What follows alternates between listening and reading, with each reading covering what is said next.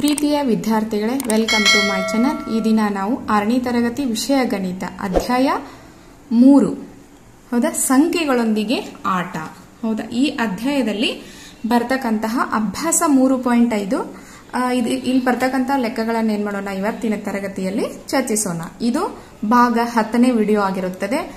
9 ವಿಡಿಯೋಗಳು ಈ ಅಧ್ಯಾಯಕ್ಕೆ ಸಂಬಂಧಿಸಿದಂತೆ ಈಗಾಗಲೇ ನಾನು ಮಾಡಿದ್ದೀನಿ. ಅವುಗಳನ್ನು ಕೂಡ ಯಾರು ವೀಕ್ಷಿಸಿರುವುದಿಲ್ಲೋ ಅವರು ಪ್ಲೇಲಿಸ್ಟ್ ನಲ್ಲಿ ಹೋಗಿ ಅವುಗಳನ್ನು ಕೂಡ ನೋಡಿ ಮಕ್ಕಳೇ. ಹಾಗಾದ್ರೆ ತರಗತಿಯನ್ನ ಪ್ರಾರಂಭ ಮಾಡೋಣ. 3.5 ನೀವು ಈಗಾಗಲೇ ನಿಮ್ಮ ಹತ್ರ ಪಠ್ಯ ಪುಸ್ತಕಗಳು ಇದಾವೆ, ಅವುಗಳನ್ನ ಯೂಸ್ ಮಾಡಬೇಕು. ನೋಡಿ ಏನಿದೆ 3.5. ಮುಂದಿನ ಹೇಳಿಕೆಗಳಲ್ಲಿ ಯಾವುದು ಸರಿಯಾಗಿದೆ ಅಂತ ನಾವು ಏನ್ ಮಾಡಬೇಕು, ಟೆಸ್ಟ್ ಮಾಡಬೇಕಾಗಿದೆ. ಒಂದಿಷ್ಟು ಹೇಳಿಕೆಗಳದವ, ಅವು ಸರಿಯೋ ತಪ್ಪೋ ಅಂತ ಏನ್ ಮಾಡಬೇಕು, ತಿಳ್ಕೋಬೇಕು. ಹೌದಾ, ಹಾಗಾದ್ರೆ ಮೊದಲೇದು, ಒಂದು ಸಂಖ್ಯೆ 3ರಿಂದ ಭಾಗವಾದರೆ ಅದು 9ರಿಂದ ಭಾಗವಾಗಲೇಬೇಕು ಅಂತ ಹೇಳ್ತಾರೆ ಅವರು. ಹೌದಾ, ಹಾಗಾದ್ರೆ ಇದನ್ನೇನ್ ಮಾಡೋಣ, ಒಂದ್ಸಲ ಬಿಡಿಸಿ ನೋಡೋಣ. ಏನ್ ಹೇಳ್ತದ ಅದು ನಿಯಮ ಅನ್ನುವಂಥದ್ದು ನಾವೇನ್ ಮಾಡ್ಬೇಕು, ತಿಳ್ಕೋಬೇಕು. ಒಂದು ಸಂಖ್ಯೆ 3ರಿಂದ ಭಾಗ ಹೋದ್ರೆ ಅದು 9ರಿಂದ ಹೋಗುತ್ತೇನು ಅಂತ ನೋಡಿ. ಒಂದನೇದು, ಹಾಗೆ ಸರಿಯೋ ತಪ್ಪೋ ಅಂತ ಹೇಳೋದಕ್ಕಿಂತಲೂ ನಾವು ಬಿಡಿಸಿ ನೋಡಿದ್ರೇನೆ ನಮ್ಗೆ ಅರ್ಥ ಆಗೋದು. ಒಂದ್ ಸಂಖ್ಯೆ 3ರಿಂದ ಭಾಗ ಹೋಗ್ಬೇಕು. ಫಾರ್ ಎಕ್ಸಾಂಪಲ್ 21 ತೆಗೆದುಕೊಳ್ಳೋಣ. ಈಗ ಇದು 3ರಲ್ಲಿ ಹೋಗುತ್ತಲ್ವಾ ಮಕ್ಕಳೇ, 3 7 21. ನಾನು ಕಡ್ತಾ ಹೊಡೆದಿದ್ದೀನಿ. ಕಡ್ತಾ ಹೊಡೆಯೋದು ಅಂದ್ರೂ ಒಂದೇ, ಭಾಗಿಸೋದು ಅಂದ್ರೂ ಒಂದೇ. ಹಾಗಾದ್ರೆ ಈ 21 ಏನಾಗುತ್ತೆ, ಈಗ 3ರಿಂದ ಹೋಯ್ತು. ಹಾಗಾದ್ರೆ 21 9ರಿಂದನೂ ಭಾಗವಾಗಲೇಬೇಕು ಅಂತ ಹೇಳ್ತಾರೆ. 21 ಹೋಗುತ್ತಾ? 9ರ ಮಗ್ಗಿಯಲ್ಲಿ 21 ಇಲ್ವೇ ಇಲ್ಲ, ಹೋಗೋದೇ ಇಲ್ಲ. 9 ಇದೇನು ಭಾಗಿಸಿದ್ರೆ ಅದು ಸಂಪೂರ್ಣವಾಗಿ ಭಾಗ ಹೋಗೋದಿಲ್ಲ. ಹಾಗಾದ್ರೆ ಈ ಸೆಂಟೆನ್ಸ್ ಏನಾಯ್ತು ಮಕ್ಕಳೇ, ರಾಂಗ್ ಆಯ್ತು. ಇದೇ ತೆರನಾಗಿ ನೀವು ಬೇರೆ ಬೇರೆ, ಈಗ ನೋಡ್ರಿ 27 ತೆಗೆದುಕೊಂಡ್ರೆ ನಿಮ್ಗೆ ಅನ್ಸುತ್ತೆ ನೋಡಿ, 3 1 3 9 27, 27 9ರಲ್ಲೇ ಹೋಗುತ್ತೆ, 9 1 9 3 27. ಆದ್ರೆ ಈ ರೂಲ್ಸ್ ಏನಿದೆ ಅಲ್ಲ, ಎಲ್ಲಾ ಸಂಖ್ಯೆಗಳಿಗೆ ಉಪಯೋಗ ಆಗೋದಿಲ್ಲ.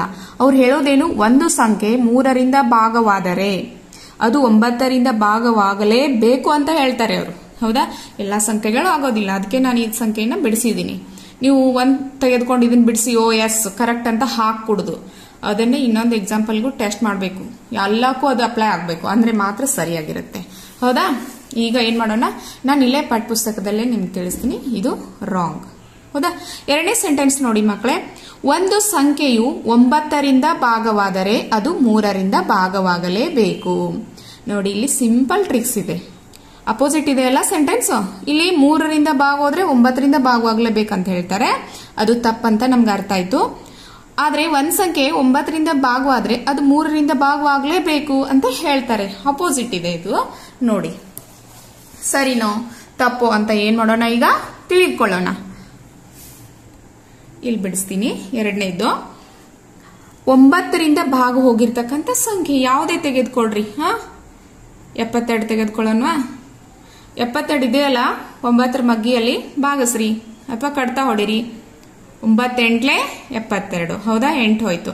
ಹಾಗಾದ್ರೆ ಈ 72 3ರಿಂದನೂ ಭಾಗ ಆಗ್ಬೇಕು ಅಂತ ಹೇಳ್ತಾರೆ. ನೋಡಿ, 3ರಿಂದ 3 1 3 2 6, 1 ಉಳಿತು, 3 4 12 24 ಹೋಯ್ತಲ್ಲ. ಯಾವುದೇ ಸಂಖ್ಯೆ ತೆಗೆದುಕೊಳ್ರಿ. ಇನ್ನೊಂದು ಸಂಖ್ಯೆ 81 ತೆಗೆದುಕೊಳ್ಳೋಣ. 9 9 9 81, 9 ಬಂತು. ಈ 81 3ಲೇನು ಹೋಗುತ್ತೋ ಇಲ್ಲೋ ಅಂತ ಟೆಸ್ಟ್ ಮಾಡಬೇಕು. 3 1 3 2 6, 8 2 ಉಳಿತದ, 21 ಆಗುತ್ತೆ. 3 7 21, 27 ಬಂತು. ನಾನೀಗ 2 ತಿಳಿಸಿದ್ದೀನಿ. ಇಷ್ಟ್ರ ಮೇಲೆ ನಿಮ್ಗೆ ಅರ್ಥ ಆಯ್ತು ಅಂತ ನಾನು ತಿಳಿದಿದ್ದೀನಿ. ಅದೇನ್ ಹೇಳುತ್ತೆ ರೂಲ್ಸು ಅಂದ್ರೆ, ಒಂದು ಸಂಖ್ಯೆ 9ರಿಂದ ಭಾಗ ಹೋಯ್ತು ಅಂದ್ರೆ ಆ ಸಂಖ್ಯೆ 3ರಿಂದ ಭಾಗ ಹೋಗೇ ಹೋಗುತ್ತದೆ. ಅಷ್ಟೇ ನೋಡ್ರಿ, ಸಿಂಪಲ್ ಆಗಿರುವಂತಹ ಟ್ರಿಕ್ಸ್ ಅನ್ನ ನಾವೇನ್ ಮಾಡ್ಬೇಕು, ಯೂಸ್ ಮಾಡಬೇಕು.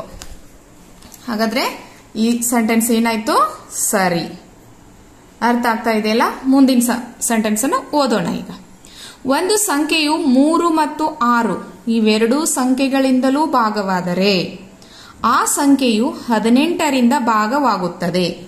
ನೋಡಿ, ಯಾವುದೇ ಒಂದು ಸಂಖ್ಯೆ ಅದು 3ರಿಂದನೂ ಹೋಗ್ಬೇಕು, 6ರಿಂದನೂ ಹೋಗ್ಬೇಕು. ಹೋಗಿದ್ರೆ ಅದು 18ರಿಂದನೂ ಹೋಗ್ಬೇಕು ಅಂತ ಹೇಳ್ತಾರೆ ಅವ್ರು. ಹೌದಾ, ನೀವು ಪುಸ್ತಕನೇ ಯೂಸ್ ಮಾಡಬೇಕು. ನಾನು ಸೆಂಟೆನ್ಸ್ ಅನ್ನು ಬರೆದಿಲ್ಲ, ಹಾಗೆ ನಿಮ್ಗೆ ತಿಳಿಸ್ತಾ ಇದ್ದೀನಿ. 3ನೇದು, 3 ಮತ್ತು 6ರಿಂದ ಭಾಗ ಹೋಗ್ತಕ್ಕಂಥ ಸಂಖ್ಯೆ. ಈಗ 6ರ ಮಗ್ಗಿಯಲ್ಲಿಂದ ತೆಗೆದುಕೊಂಡ್ರೆ ಅದು 3ರ ಮಗ್ಗಿಯಲ್ಲಿ ಹೋಗುತ್ತೆ ಅಂತ ನಾವು ಗಮನಿಸಬೇಕಾಗುತ್ತದೆ. ಈಗ 42 ಅನ್ನುವಂತ ಒಂದು ಸಂಖ್ಯೆಯನ್ನು ತೆಗೆದುಕೊಳ್ಳೋಣ. 6ರಲ್ಲಿ ಹೊಡಿರಿ. 6 ಒಂದ್ಲೆ 6 7 42. ಹೌದಾ? ನೆಕ್ಸ್ಟ್ 42 ಈಗ ಏನ್ ಮಾಡ್ಬೇಕು? 3ರಲ್ಲಿ ಹೊಡಿಬೇಕು. ಅವ್ರು ಹೇಳಿರ್ತಕ್ಕಂಥ ಒಂದು ವಾಕ್ಯ ಏನ್ ಹೇಳ್ತದ? ಒಂದು ಸಂಖ್ಯೆ ಅಂದ್ರೆ ಯಾವ್ದದು? 42. ಒಂದ್ ಸಂಖ್ಯೆ ಯಾವ್ದು? 42. ನಾ ತೆಗೆದುಕೊಂಡಿರ್ತಕ್ಕಂಥ ನೀವು ಯಾವ್ದಾದ್ರೂ ತೆಗೆದುಕೊಳ್ಬಹುದು. 3 ಮತ್ತು 6 ಎರಡರಿಂದಲೂ ಭಾಗ ಹೋಗಿಸ್ಬೇಕು. ಈಗ 6ರಲ್ಲೇ ಹೋಗಿಸ್ವಿ, 3ರಲ್ಲೇ ಹೋಗೋಣ. 3 ಒಂದ್ಲೆ 3, ಒಂದುಳಿತು 3 4 12. ಓಕೆ, ಹೋಗ್ತದೆ. ಈಗ 42 6ರಿಂದನೂ ಹೋಯ್ತು, 3ರಿಂದನೂ ಹೋಯ್ತು. ಹಾಗಾದ್ರೆ ಈ ಕೊಟ್ಟ ಇದು 42 ಏನ್ ತಗೊಂಡಿದೀವಲ್ಲ ಆ ಸಂಖ್ಯೆ 18ರಿಂದನೂ ಭಾಗ ಆಗುತ್ತೆ ಅಂತ ಹೇಳ್ತಾರೆ ಅವರು. ಹೋಗುತ್ತಾ? 18ರಿಂದ ಇದು ಕಡ್ತಾ ಹೊಡೆದ್ ನೋಡಿ. 2 9 18, 2 2 4, 1 3 3 9, 3 7 21, 7 3 ಅಂಶ ಬಂತು. ಸಂಪೂರ್ಣವಾಗಿ ಭಾಗ ಹೋಗ್ಬೇಕು. ನಾವು ಈ ರೀತಿ ಭಾಗಾಕಾರ ಮಾಡಿದ್ರೆ ಅದು ಪಾಯಿಂಟ್ ಅಲ್ಲಿಯೋ ಹೇಗೋ ಬರುತ್ತೆ. ಆದ್ರೆ ಇದೇನಾಗೋದಿಲ್ಲ, ಹೋಗೋದಿಲ್ಲ. 18ರಿಂದ ಭಾಗ ಹೋಗೋದಿಲ್ಲ. 6 ಮತ್ತು 3ರಿಂದ ಹೋಗಿರ್ತಕ್ಕಂಥ ಒಂದು ಸಂಖ್ಯೆ 18ರಿಂದ ಭಾಗ ಹೋಗ್ಲಿಕ್ಕೆ ಸಾಧ್ಯ ಇಲ್ಲ. ನಾನು ಒಂದು ಎಕ್ಸಾಂಪಲ್ ಮುಖಾಂತರ ಹೇಳಿದ್ದೀನಿ ನಿಮ್ಗೆ. ಒಂದು ಎಕ್ಸಾಂಪಲ್ ಬರಲಿಲ್ಲ ಅಂದ್ರೆ ಆ ಸೆಂಟೆನ್ಸ್ ರಾಂಗ್ ಆಗ್ಬಿಡುತ್ತೆ. ಹೌದಲ್ವಾ? ಹಾಗಾದ್ರೆ ಸಿ ರಾಂಗ್. 4ನೇದು ಡಿ ನೋಡಿ. ಒಂದು ಸಂಖ್ಯೆಯು 9 ಮತ್ತು 10 ಇವೆರಡೂ ಸಂಖ್ಯೆಗಳಿಂದಲೂ ಭಾಗವಾದರೆ ಅದು 90ರಿಂದ ಭಾಗವಾಗಲೇಬೇಕು. ನೋಡಿ, ಒಂದು ಸಂಖ್ಯೆ 9 ಮತ್ತು 10 ಇವೆರಡರಿಂದನೂ ಭಾಗವಾದ್ರೆ ಅದು 90ರಿಂದನೂ ಭಾಗ ಆಗಲೇಬೇಕು ಅಂತ ಹೇಳ್ತಾರೆ. ಹಾಗಾದ್ರೆ ನೋಡೋಣ ಎಷ್ಟನೇದಿದು? 4ನೇದು ನೋಡಿ. ಒಂದು ಸಂಖ್ಯೆ ಯಾವ್ದು ತೆಗೆದುಕೊಳ್ಳೋಣ? 9 ಮತ್ತು 10 ಎರಡರಿಂದನೂ ಹೋಗ್ಬೇಕದು. 10 ಅಂದ್ರೆ ನೀವು ಭಾಜ್ಯತೆ ನಿಯಮವನ್ನ ತಿಳ್ಕೊಂಡಿದ್ರಂದ್ರೆ 10ರಿಂದ ಭಾಗ ಹೋಗ್ಬೇಕಾದ್ರೆ ಬಿಡಿ ಸ್ಥಾನದಲ್ಲಿ 0 ಇರಬೇಕು. ಹೌದಾ? 0 ಇದ್ದಾಗ ಏನಾಗುತ್ತೆ? ಅದು 9ರಿಂದ ಮಾತ್ರ ಏನಾಗುತ್ತೆ? ಭಾಗ ಹೋಗ್ತದೆ. ಅದು 10ರಿಂದ ಭಾಗ ಹೋಗ್ತದೆ. ಈಗ 90ನ್ನ ತೆಗೆದುಕೊಳ್ಳೋಣ. 9ರಲ್ಲೇ ಹೋಗುತ್ತಲ್ವಾ? 9 ಒಂದ್ಲೆ 9, 9 ಒಂದ್ಲೆ 9, 0 ಅಂದ್ರೆ 9 ಹತ್ಲೆ 90. 90 10ರಿಂದ ಭಾಗ ಹೋಗ್ಬೇಕು. 10 ಒಂದ್ಲೆ 19. ಹೌದಾ? ಈಗ 90 ಅನ್ನುವಂತ ಸಂಖ್ಯೆ 9ರಿಂದನೂ ಹೋಗ್ತದ, 10ರಿಂದನೂ ಭಾಗ ಹೋಗ್ತದ. ಹಾಗಾದ್ರೆ ಈ 90 ಏನ್ ತೆಗೆದುಕೊಂಡಿದ್ವಲ್ಲ ಆ ಸಂಖ್ಯೆ 90ರಿಂದನೂ ಭಾಗ ಹೋಗುತ್ತೇನೋ ಅಂತ. ನಾವು ತೆಗೆದುಕೊಂಡ್ತಕ್ಕಂಥ ಸಂಖ್ಯೆನ 90 ಇದೆ, ಅದು 90ರಿಂದ ಏನಾಗುತ್ತೆ? ಭಾಗ ಹೋಗುತ್ತೆ. 91 91 ಅಂತ. ಅರ್ಥ ಆಗ್ತಾ ಇದೆಯಲ್ಲ? ಹೋಗುತ್ತೆ. ಹೌದಲ್ವಾ? ಮತ್ತೆ ಬೇರೆ ಇದು ಒಂದೇ ತೆಗೆದುಕೊಳ್ಬೇಕು ಅಂತೇನಿಲ್ಲ. ಒಂದು ಟ್ರಿಕ್ಸ್ ಏನಂದ್ರೆ ಬಿಡಿ ಸ್ಥಾನದಲ್ಲಿ 0 ಇರುವಂತಹ ಸಂಖ್ಯೆಯನ್ನ ತೆಗೆದುಕೊಳ್ಬೇಕು. ಅದು ಏನು? 9ರಿಂದ ಭಾಗ ಹೋಗ್ತಿರ್ಬೇಕು. ಇನ್ನೊಂದು ತೆಗೆದುಕೊಳ್ಬೇಕಾದ್ರೆ 990 ತೆಗೆದುಕೊಳ್ಳೋಣ. ಯಾಕಂದ್ರೆ ಬಿಡಿ ಸ್ಥಾನದಲ್ಲಿ 0 ಇರಬೇಕು. ಇಲ್ಲಿ 9 ಇದ್ರೆ ಮಾತ್ರ ಇದು 10ರಲ್ಲೇ ಹೋಗ್ಬಹುದು. ಬಟ್ 9ರಲ್ಲೇ ಇಲ್ಲಿ ಬೇರೆ ಸಂಖ್ಯೆ ತೆಗೆದುಕೊಂಡ್ರೆ 9ರಲ್ಲೇ ಹೋಗಂಗಿಲ್ಲ ಅದು. ಈಗ ನೋಡಿ, 9 ಒಂದ್ಲೆ 9, 9 ಒಂದ್ಲೆ 9, 0 1 0. 990 ಇದು 10ರಲ್ಲೇ ಹೋಗ್ಬೇಕಾದ್ರೆ ನೋಡಿ, 10 ಒಂದ್ಲೆ 10, 19 90, 9 ಉಳಿತು, 19 90, 99 ಆಯ್ತು. ಓಕೆ, 990 ತೆಗೆದುಕೊಂಡಿರ್ತಕ್ಕಂಥ ಸಂಖ್ಯೆ 90ರಲ್ಲೇ ಹೋಗ್ಬೇಕಲ್ವಾ? 0 0 1 1. ಓಕೆ, 11 ಆನ್ಸರ್ ಬರುತ್ತೆ. ಅರ್ಥ ಆಗ್ತಾ ಇದೆಯಲ್ಲ? ಹಾಗಾದ್ರೆ ಮಕ್ಕಳೇ 4 ಅಂದ್ರೆ ಡಿ ಆಪ್ಷನ್ ಏನಾಗುತ್ತೆ? ಸರಿನೋ ತಪ್ಪೋ? D is right. ನೆಕ್ಸ್ಟ್ ನೋಡಿ, 2 ಸಂಖ್ಯೆಗಳು ಸಹ ಅವಿಭಾಜ್ಯ ಸಂಖ್ಯೆಗಳಾಗಿದ್ದರೆ 2ರಲ್ಲಿ ಕನಿಷ್ಠ ಒಂದು ಸಂಖ್ಯೆಯಾದರೂ ಅವಿಭಾಜ್ಯ ಸಂಖ್ಯೆ ಆಗಲೇಬೇಕು ಅಂತ ಹೇಳಿದ್ದಾರೆ ಅವರು. ನೋಡಿ, 2 ಸಂಖ್ಯೆಗಳು ಸಹ ಅವಿಭಾಜ್ಯ. ಸಹ ಅವಿಭಾಜ್ಯ ಅಂದ್ರೆ ಏನಂತ ಮೊದಲು ನಾವು ತಿಳ್ಕೋಬೇಕು. ಸಹ ಅವಿಭಾಜ್ಯ ಅಂದ್ರೆ ಕೊಟ್ಟಿರ್ತಕ್ಕಂಥ 2 ಸಂಖ್ಯೆಗಳ ಅಪವರ್ತನ ಒಂದಾಗಿರ್ಬೇಕು. ಒಂದಾಗಿದ್ರೆ ಮಾತ್ರ ಅವಕ್ಕ ಕೊಟ್ಟಿರ್ತಕ್ಕಂಥವುಗಳಿಗೆ ಏನಂತ ಕರೀತಾರೆ? ಸಹ ಅವಿಭಾಜ್ಯ ಅಪವರ್ತನಗಳು ಅಂತ ಹೇಳಿ ಕರೀತಾರೆ. ಹಂಗ 2 ಸಂಖ್ಯೆಗಳು ಸಹ ಅವಿಭಾಜ್ಯ ಸಂಖ್ಯೆಗಳಾಗಿದ್ದರೆ 2ರಲ್ಲಿ ಕನಿಷ್ಠ ಒಂದು ಸಂಖ್ಯೆಯಾದರೂ ಅವಿಭಾಜ್ಯ ಸಂಖ್ಯೆ ಆಗಲೇಬೇಕು ಅಂತ ಹೇಳ್ತಾರೆ. ನೋಡೋಣ, ನಾನು ಇ ಅಂತಾನೆ ಹಾಕೋಣ. 2 ಸಹ ಅವಿಭಾಜ್ಯ ಸಂಖ್ಯೆಗಳು, ಫಾರ್ ಎಕ್ಸಾಂಪಲ್ 6 ಮತ್ತು 7 ತೆಗೆದುಕೊಳ್ಳೋಣ. ಹೌದಾ? ಕಾಣಿಸ್ತಾ ಇದೆಯಲ್ಲ ನೋಡಿ. 6 7 ಇದು ಸಹ ಅವಿಭಾಜ್ಯ ಅಪವರ್ತನಗಳ ಒಂದು ಗುಂಪು. ಯಾಕಂದ್ರೆ ಇದಕ್ಕ ಅಪವರ್ತನ ಯಾವುದು? ಒಂದು ಮಾತ್ರ. ಇದು 6 ಮತ್ತು 7 ಎರಡು ಸಂಖ್ಯೆ ಒಂದ ಮಗ್ಗಿಯಲ್ಲಿಲ್ಲ. ಅದಕ್ಕೋಸ್ಕರ ನಾವೇನಂತ ತಿಳ್ಕೊಬೇಕಲ್ಲಿ? 1 ಇದರ ಅಪವರ್ತನ ಅಂತ ತಿಳ್ಕೋಬೇಕು. ಈ ಜೋಡಿಗೆ ಏನಂತಾರೆ? ಸಹ ಅವಿಭಾಜ್ಯ ಅಪವರ್ತನ ಜೋಡಿ ಅಂತಾರೆ. ಹಿಂದಿನ ಅಭ್ಯಾಸ 3.4ರಲ್ಲಿ ಇದ್ರ ಬಗ್ಗೆ ನಾನು ಹೇಳಿದೀನಿ. ಇದು ಅರ್ಥ ಮಾಡ್ಕೋಬೇಕು. ಇದೇ ತರನಾಗಿ ಬೇರೆ ಬೇರೆ ಸಂಖ್ಯೆಗಳು ತೆಗೆದುಕೊಳ್ಬಹುದು. 5 ಮತ್ತೆ 9. ಓಕೆ, ಇವು ಕೂಡ ಸಹ ಅವಿಭಾಜ್ಯ ಸಂಖ್ಯೆಗಳು. ಇಲ್ಲಿ ಏನಾಗುತ್ತೆ ನೋಡಿ, ಇದರ ಅಪವರ್ತನ ಅಂತೂ ಒಂದಾಯ್ತು. ಒಂದು ಸೆಂಟೆನ್ಸ್ ಅರ್ಥ ಆಯ್ತಲ್ಲ ನಿಮ್ಗೆ. ಎರಡು ಸಂಖ್ಯೆಗಳು ಸಹ ಅವಿಭಾಜ್ಯ ಸಂಖ್ಯೆಗಳಾಗಿದ್ದರೆ, ಇದನ್ನ ಇಟ್ಕೊಡ್ರಿ, ಇದನ್ನ ಇಟ್ಕೊಡ್ರಿ, ಎರಡರಲ್ಲಿ ಕನಿಷ್ಠ ಒಂದು ಸಂಖ್ಯೆಯಾದರೂ ಅವಿಭಾಜ್ಯ ಸಂಖ್ಯೆ ಆಗಲೇಬೇಕು ಅಂತ ಹೇಳ್ತಾರೆ ಅವರು. ಈ ಎರಡರಲ್ಲಿ ಒಂದರ ಅವಿಭಾಜ್ಯ ಸಂಖ್ಯೆ ಆಗಲೇಬೇಕು ಅಂತ ಹೇಳ್ತಾರೆ. ನಾನ್ ಬರೆದಿರ್ತಕ್ಕಂಥ ಸಂಖ್ಯೆಗಳಲ್ಲಿ ಒಂದು ಅವಿಭಾಜ್ಯ ಸಂಖ್ಯೆ, ಇಲ್ಲಿ 7 ಅವಿಭಾಜ್ಯ ಸಂಖ್ಯೆ ಆಯ್ತು, 6 ಆಗೋದಿಲ್ಲ, ಅದು 6 ಭಾಜ್ಯ ಸಂಖ್ಯೆ. ಇಲ್ಲಿ 5 ಅವಿಭಾಜ್ಯ ಸಂಖ್ಯೆ ಆಯ್ತು. ಇವನ್ನೆರಡು ಎಕ್ಸಾಂಪಲ್ ನೋಡಿ ನಿಮ್ಗೇನ್ ಅನ್ಸುತ್ತೆ? ಓಕೆ, ಈಸ್ ರೈಟ್ ಆನ್ಸರ್ ಅಂತ ಹೇಳ್ತದೆ. ಇನ್ನೊಂದು ತಿಳಿಸ್ತೀನಿ ನೋಡಿ. 8, 9. ಹೌದಾ? 8, 9 ನೋಡಿ, ಇದು ಕೂಡ ಸಹ ಅವಿಭಾಜ್ಯ ಸಂಖ್ಯೆಗಳ ಒಂದು ಗುಂಪು. ಹೌದಾ? ಇದರಲ್ಲಿ ಏನಾಗುತ್ತೆ, ಇವೆ ಎರಡರಲ್ಲಿ ಒಂದಾದ್ರೂ ಅವಿಭಾಜ್ಯ ಸಂಖ್ಯೆ ಆಗಿರ್ಬೇಕಂತ ಹೇಳ್ತಾರ? ಇಲ್ಲ, 8 ಕೂಡ ಭಾಜ್ಯ ಸಂಖ್ಯೆ, 9 ಕೂಡ ಭಾಜ್ಯ ಸಂಖ್ಯೆ. ಹೌದಲ್ಲ?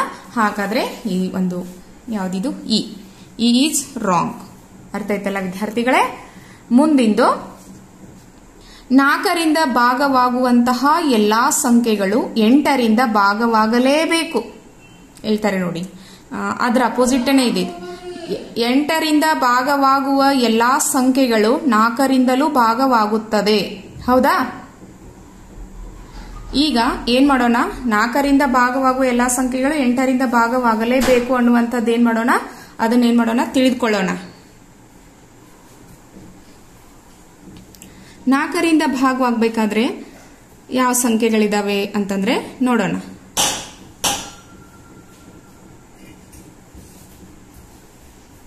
ಮತ್ತು 8. 4ರಿಂದ ಭಾಗವಾಗ್ತಕ್ಕಂಥ ಸಂಖ್ಯೆಗಳು 8ರಿಂದ ಭಾಗ ಹೋಗ್ಬೇಕಂತೇನಿಲ್ಲ. ಹೌದಲ್ಲ?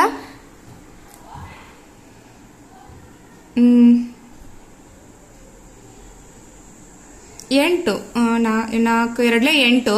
ಓಕೆ, 4 8 ಅಥವಾ 4 3 12 ನೋಡಿ. 12 ಇದು 4 3 12 ಆಗುತ್ತೆ. ಆದ್ರೆ 8ರಿಂದ ಇದು ಹೋಗೋದಿಲ್ಲ. ಹೌದಲ್ಲ? ಹೋಗೋದಿಲ್ಲ ಅಂದ್ರೆ ಇದೇನಾಗುತ್ತೆ? ರಾಂಗ್. ಯಾವ್ದಿದು? F is wrong. ಹಾಗಾದ್ರೆ ಇದು ಅಪೋಸಿಟ್ ಇದೆ. ಇದೇ ತರನಾಗಿ ಇದನ್ನು ತಿಳಿಸಿದೀನಿ. ಅದು ಏನಾಗುತ್ತೆ? ಸರಿ ಆಗುತ್ತೆ. 8ರಿಂದ ಭಾಗ ಹೋಗತಕ್ಕಂಥ ಸಂಖ್ಯೆಗಳು 4ರಿಂದ ಭಾಗ ಹೋಗ್ತವೆ. ನೆಕ್ಸ್ಟ್ ನೋಡಿ, ಎಚ್ ಪ್ರಾಬ್ಲಮ್. ಒಂದು ಸಂಖ್ಯೆಯು ಎರಡು ಸಂಖ್ಯೆಗಳನ್ನ ಪ್ರತ್ಯೇಕವಾಗಿ ಭಾಗಿಸುವುದಾದರೆ ಅದು ಅವೆರಡು ಸಂಖ್ಯೆಗಳ ಮೊತ್ತವನ್ನ ಭಾಗಿಸುತ್ತದೆ ಅಂತ ಹೇಳಿದ್ದಾರೆ. ಪುಸ್ತಕದಲ್ಲಿ ನಾವೇನ್ ಮಾಡಬೇಕು ನೋಡ್ಬೇಕಾಗತ್ತೆ. ಒಂದು ಸಂಖ್ಯೆಯು, ಹೌದಾ, ಎರಡು ಸಂಖ್ಯೆಗಳನ್ನ ಪ್ರತ್ಯೇಕವಾಗಿ ಭಾಗಿಸೋದು. ಒಂದ್ ಸಂಖ್ಯೆ, ಈಗ 8 ತೆಗೆದುಕೊಳ್ಳೋಣ. ಇದು 2ರಲ್ಲೇ ಹೋಗುತ್ತೆ. 2 1 2 4 8. ಹೌದಾ? 6 ಇದು ಕೂಡ 2ರಲ್ಲೇ ಹೋಗುತ್ತೆ. 2 3 6. ಒಂದ್ ಸಂಖ್ಯೆ ಎರಡು ಸಂಖ್ಯೆಗಳನ್ನ, ಈಗ ಒಂದ್ ಸಂಖ್ಯೆ ಅಂದ್ರೆ ಯಾವ್ದು ವಿದ್ಯಾರ್ಥಿಗಳೇ? 2. ಎರಡು ಸಂಖ್ಯೆ ಅಂದ್ರೆ ಯಾವಾಯ್ತು? 8 ಮತ್ತು 6 ಪ್ರತ್ಯೇಕವಾಗಿ ಭಾಗಿಸ್ತಲ್ಲ. ಇದು ಇದ್ರದ್ದು ಆನ್ಸರ್ 4 ಬಂತು, ಇದ್ರದ್ದು 3 ಬಂತು. ಹೌದಾ? ಅದು ಅವೆರಡೂ ಸಂಖ್ಯೆಗಳ ಮೊತ್ತವನ್ನ ಭಾಗಿಸ್ತದ ಅಂತ. ಅವೆರಡೂ ಸಂಖ್ಯೆಗಳಂದ್ರೆ 8 ಮತ್ತು 6. 8 6 ಎಷ್ಟಾಗುತ್ತೆ? 14 ಆಗುತ್ತಲ್ವಾ? ಈ 14 ಕೂಡ ಈ 2ರಿಂದನೇ ಹೋಗುತ್ತೆ ಅಂತ ಹೇಳ್ತದೆ. 2 1 2 14 ನೋಡಿ ಹೋಗುತ್ತಲ್ವಾ? ಓಕೆ, ಇದೊಂದು ಎಕ್ಸಾಂಪಲ್ ದಿಂದ ನಮ್ಗೆ ಆ ಸೆಂಟೆನ್ಸ್ ಏನಾಗುತ್ತೆ ಸರಿ ಅಂತ ಅನ್ಸುತ್ತೆ. ಇದೇ ತೆರನಾಗಿ ಇನ್ನು ಯಾವುದೇ ಸಂಖ್ಯೆಗಳನ್ನ ತೆಗೆದುಕೊಳ್ಬಹುದು ನೋಡಿ. ನಾನು 2ರಲ್ಲೇ ತೆಗೆದುಕೊಂಡಿದ್ದೀನಿ. ಈಗ 3ರಲ್ಲೇ ಇರ್ತಕ್ಕಂಥ ಸಂಖ್ಯೆಗಳನ್ನ ತೆಗೆದುಕೊಳ್ಳೋಣ. 12 3 1 3 3 9 ಹೋಗ್ತದ. 3 1 3 4 12 ಹೋಗ್ತದ. ಅಂದ್ರೆ ನಾವು ತೆಗೆದುಕೊಂಡಿರ್ತಕ್ಕಂಥ ಸಂಖ್ಯೆ 9 ಮತ್ತು 12 ಇವು 3ರಿಂದ ಏನಾಗ್ತವ? ಸಪರೇಟ್ ಆಗಿ ಭಾಗ ಹೋಗ್ತದ. ಹಾಗಾದ್ರೆ 9 ಮತ್ತು 12 ಏನ್ ಮಾಡೋಣ? ಕೂಡ್ಸೋಣ. ಕೂಡ್ಸಿ ಬಂದ್ ಮೊತ್ತನೂ ಕೂಡ 3ರಿಂದ ಹೋಗ್ಬೇಕು ಅಂತ ಅದರ ಸೆಂಟೆನ್ಸ್ ಅರ್ಥ. 12 ಮತ್ತು 9 ಕೂಡಿಸಿ ಎಷ್ಟಾಗುತ್ತೆ? 21 ಆಗುತ್ತಲ್ಲ. 21 3ರಲ್ಲೇ ಹೋಗುತ್ತಾ? 3 1 3 7 21. ಹಾಗಾದ್ರೆ ಈ ಸೆಂಟೆನ್ಸ್ ಏನು ವಿದ್ಯಾರ್ಥಿಗಳೇ? ಸರಿ. H is right. ನೆಕ್ಸ್ಟ್ ನೋಡಿ, ಇನ್ನೊಂದಿದೆ. ಕಾಣಿಸ್ತಾ ಇದೆಯಲ್ಲ, ಪುಸ್ತಕನ ಯೂಸ್ ಮಾಡಬೇಕು ನೀವು. ಒಂದು ಸಂಖ್ಯೆಯು ಎರಡು ಸಂಖ್ಯೆಗಳ ಮೊತ್ತವನ್ನ ಭಾಗಿಸುವುದಾದರೆ, ಹೌದಾ, ಒಂದು ಸಂಖ್ಯೆ ಎರಡು ಸಂಖ್ಯೆಗಳ ಮೊತ್ತವನ್ನ ಭಾಗಿಸುವುದಾದರೆ ಅದು ಆ ಎರಡು ಸಂಖ್ಯೆಗಳನ್ನು ಪ್ರತ್ಯೇಕವಾಗಿಯೂ ಭಾಗಿಸುತ್ತದೆ ಅಂತ ಹೇಳ್ತಾರೆ. ಒಂದ್ ಸಂಖ್ಯೆ ಎರಡು ಸಂಖ್ಯೆಗಳ ಮೊತ್ತವನ್ನ ಭಾಗಿಸ್ತದ, ಹೌದಾ? ಯಾವ್ದಾದ್ರೂ ಒಂದ್ ಸಂಖ್ಯೆ ಎರಡು ಸಂಖ್ಯೆಗಳ ಮೊತ್ತವನ್ನು ನೋಡಿ, ಎರಡು ಸಂಖ್ಯೆಗಳ ಮೊತ್ತ ಅಂದ್ರೆ ನಾವೀಗೇನ್ ಮಾಡೋಣ, 5 ಮತ್ತು 3 ತೆಗೆದುಕೊಳ್ಳೋಣ. ಇದ್ರ ಮೊತ್ತ ಎಷ್ಟಾಗುತ್ತೆ? 8 ಆಗುತ್ತೆ, ಹೌದಾ? ಒಂದ್ ಸಂಖ್ಯೆ ಇದು ಏನಾಗುತ್ತೆ, 2ರಿಂದ ಭಾಗ ಹೋಗುತ್ತೆ. 2 1 2 4 8. ಸೆಂಟೆನ್ಸ್ ಅರ್ಥ ಆಗ್ಬೇಕಲ್ಲ. ಒಂದು ಸಂಖ್ಯೆಯು ಎರಡು ಸಂಖ್ಯೆಗಳ ಮೊತ್ತವನ್ನ ಭಾಗಿಸುವುದಾದ್ರೆ, ಒಂದು ಸಂಖ್ಯೆ ಅಂದ್ರೆ 2 ತಿಳ್ಕೋಬೇಕು ನೀವು. ಒಂದು ಸಂಖ್ಯೆ 2 ತೆಗೆದುಕೊಂಡಿನಿ, ಇದೇ ಅಲ್ಲ ಬೇರೆ ತೆಗೆದುಕೊಳ್ಬಹುದು. ಎರಡು ಸಂಖ್ಯೆಗಳ ಮೊತ್ತವನ್ನ, ಎರಡು ಸಂಖ್ಯೆಗಳಂದ್ರೆ 5 ಮತ್ತು 3, ಇವುಗಳ ಮೊತ್ತವನ್ನ ಭಾಗಿಸ್ತೀವಿ. ಇವಾಗ ಅದು ಏನ್ ಹೇಳುತ್ತೆ ಮುಂದೆ, ಭಾಗಿಸುವುದಾದರೆ ಅದು ಆ ಎರಡೂ ಸಂಖ್ಯೆಗಳನ್ನ ಪ್ರತ್ಯೇಕವಾಗಿ ಭಾಗಿಸ್ತದೆ ಅಂತ. ಹಾಗಾದ್ರೆ ಪ್ರತ್ಯೇಕವಾಗಿ ಅಂದ್ರೆ 5ರಲ್ಲೇ ಭಾಗ ಹೋಗ್ಬೇಕು ಮತ್ತೆ 3ರಲ್ಲೇ ಭಾಗ ಹೋಗ್ಬೇಕು, ಹೋಗೋದಿಲ್ಲ ಅಲ್ವಾ ವಿದ್ಯಾರ್ಥಿಗಳೇ? ಹಾಗಾದ್ರೆ ಈ ಸೆಂಟೆನ್ಸ್ ಏನಾಗುತ್ತೆ, ರಾಂಗ್ ಅಂತ ನಾವು ಏನ್ ಮಾಡ್ಬೋದು, ತಿಳ್ಕೋಬಹುದು. ಒಂದ್ ಎಕ್ಸಾಂಪಲ್ ದಿಂದ ಬರಲಿಲ್ಲ ಅಂದ್ರೆ ಅದೇನಾಗುತ್ತೆ, ರಾಂಗ್ ಆಗುತ್ತೆ. ಆ ಈಸ್ ರಾಂಗ್. ಓಕೆ ವಿದ್ಯಾರ್ಥಿಗಳೇ, ಇನ್ನು ಉಳಿದಿರ್ತಕ್ಕಂಥದ್ದು 2 ಹಿಡ್ಕೊಂಡು ಇನ್ನೂ 12 ತನ ಏನಿದಾವೆ ಪ್ರಾಬ್ಲಮ್ಸ್ ಇದಾವೆ. ಅವುಗಳನ್ನ ಮುಂದಿನ ತರಗತಿಯಲ್ಲಿ ಏನ್ ಮಾಡೋಣ, ಚರ್ಚೆ ಮಾಡೋಣ. ಇದು ನಿಮ್ಗೆ ಅರ್ಥ ಆಯ್ತು ಅಂತ ನಾನು ತಿಳಿದಿದ್ದೀನಿ. ಯಾಕಂದ್ರೆ ಸರಿಯೋ ತಪ್ಪೋ ಅಂತ ಹೇಳಿ ನಿಮ್ಗೆ ಈಸಿಯಾಗಿ ಹೇಳಲಿಕ್ಕೆ ಆಗೋದಿಲ್ಲ. ಅವುಗಳನ್ನ ಲೆಕ್ಕ ಬಿಡಿಸಿ ನಾವು ನೋಡ್ಬೇಕಾಗುತ್ತೆ. ಅದಕ್ಕೊಂದು ಸ್ವಲ್ಪ ಏನ್ ಮಾಡಿದೀನಿ ನಾನು, ಎಕ್ಸಾಂಪಲ್ಗಳ ಮುಖಾಂತರ ನಿಮ್ಗೆ ತಿಳಿಸ್ಕೊಟ್ಟಿದ್ದೀನಿ. Okay, thank you.